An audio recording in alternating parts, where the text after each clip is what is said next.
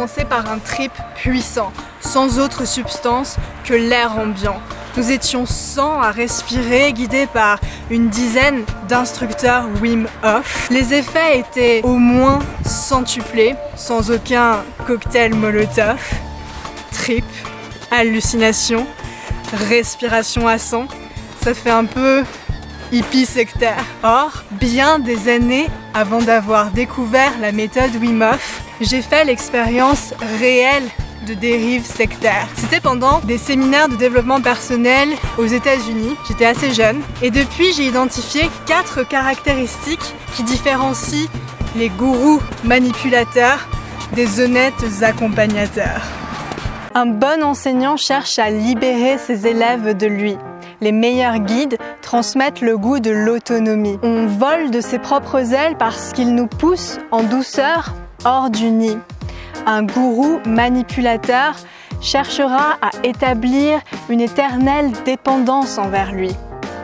Si les instructeurs Wim Hof n'avaient de cesse de nous répéter qu'ils étaient là pour nous, qu'on pouvait compter sur eux en cas de doute, ils nous engageaient vraiment à suivre notre propre souffle comme guide en premier lieu. Ils nous répétaient qu'on était là pour être à l'écoute de nous-mêmes. Même s'ils jouaient de la musique pour rythmer notre respiration, c'était très important pour eux qu'on comprenne qu'on avait le droit de respirer à notre propre cadence si la leur ne nous convenait plus à un moment donné. Aux États-Unis, on n'était pas du tout encouragés à déterminer nous-mêmes la valeur de notre comportement. C'était le gourou qui envoyait des pics et des éloges. Moi, au début, j'étais son meilleur élément, le plus beau condensé d'amour et de lumière parmi tous ses élèves. Et puis, quand j'ai commencé à remettre sa parole en question, tout à coup, il a commencé à dire à tout le monde que j'étais passée dernière de la classe et que c'était carrément ma faute si le groupe n'avançait plus. Un bon enseignant vous familiarise à vos propres besoins. Un gourou manipulateur vous impose ses dogmes de gredin.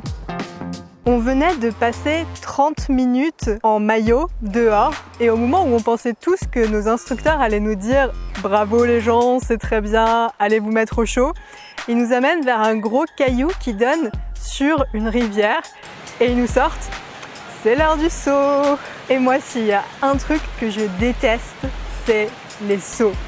En soi, j'ai pas le vertige. Par exemple, j'aime beaucoup les tyroliennes parce que je me sens soutenue, mais je déteste le sentiment de tomber sans être soutenue. Alors, par esprit de contradiction, je me porte volontaire dans les premiers parce que j'avais absolument pas envie de passer pour une chochotte devant tous ces mecs musclés. Juste avant de sauter, je dis à Yoren, mon instructeur, I'm terrified, I'm terrified, I'm terrified.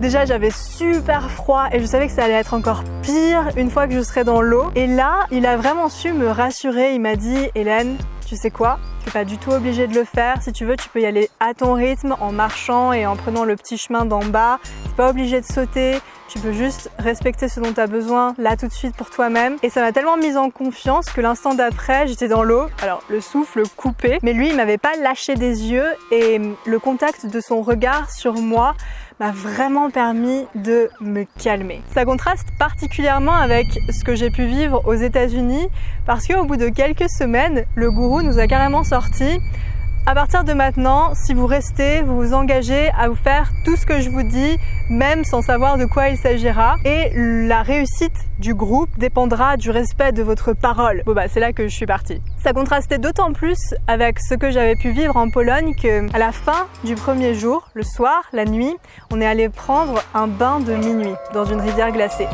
Et il y en a un qui le sentait pas, qui l'a pas fait. Et là, nos instructeurs nous ont carrément demandé de l'applaudir parce que pour le féliciter du fait qu'il avait su dire non, du fait qu'il avait su s'écouter. Lui est resté intègre à son besoin.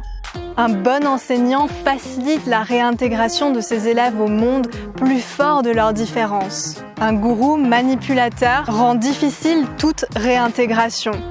Vis-à-vis de l'extérieur, il cultivera votre indifférence.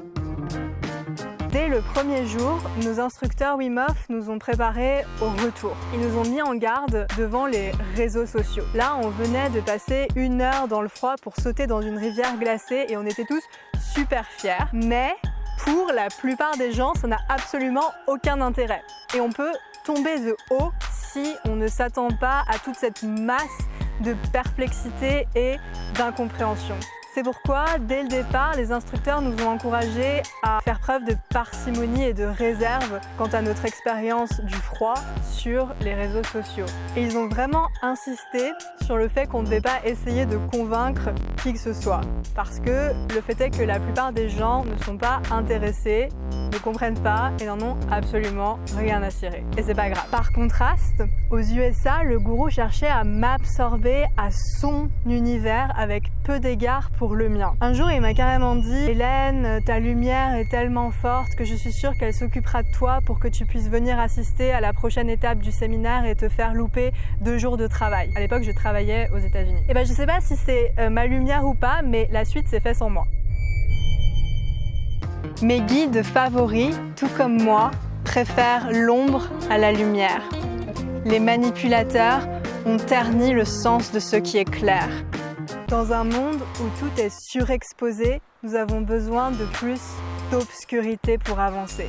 Dans un monde où tout s'inflamme de nos corps à la terre, nous avons besoin de plus de froid pour décompresser, pour nous calmer. Aux États-Unis, le gourou parlait beaucoup de lumière et dès le départ, ça m'a inspiré beaucoup de défiance. Or, en Pologne, on a clos la première journée de l'expédition d'hiver par un bain de minuit en rivière glacée.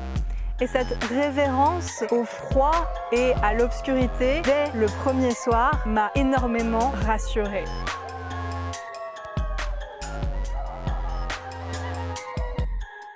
Dans un monde où tout le monde croit devoir s'exprimer, il n'y a plus d'illumination possible.